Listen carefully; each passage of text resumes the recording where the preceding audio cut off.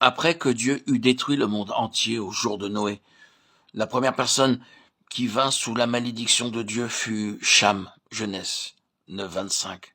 Cham fut le père de Canaan, Ham en hébreu. Noé, le prédicateur de la justice, s'enivra et sa nudité fut découverte dans sa maison. Le premier homme qui vit cela fut le propre fils de Noé, Cham, Ham. Il courut dehors crier la nouvelle à ses deux frères. Quel acte d'irrespect. Mais lorsque les deux autres fils entendirent cela, ils ne regardèrent pas la nudité de leur père. Ils marchèrent à reculons et couvrirent sa nudité avec une couverture. Cham, Ham eut un cœur rebelle. Noé, l'homme hautement estimé de Dieu, faillit. Mais au moment où il faillissait, cela donna une occasion pour la rébellion de se manifester. À cause de cette rébellion, Cham se plaça sous la malédiction. Les autorités nommées par Dieu peuvent faillir, mais ce n'est pas à nous de leur résister. Sans se soucier de savoir combien déraisonnables elles peuvent nous paraître, nous sommes commandés de leur obéir et non pas de se rebeller contre elles. Nous n'avons pas l'autorité pour faire cela. Voici un exemple tiré de la vie de David. La délicatesse et l'humilité de David apparaissent lorsque Saül tombe entre ses mains.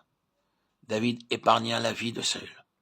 David résolut qu'il ne lèverait pas la main contre loin de l'Éternel. L'autorité spirituelle est une affaire très sérieuse. Le livre des Éphésiens est spécialement significatif pour le croyant, parce qu'il révèle tout ce qu'il possède en Christ. La conduite temporelle de l'Église dans les choses mondaines est incluse dans l'enseignement central des Éphésiens. C'est le seul moyen de goûter la plénitude de Dieu.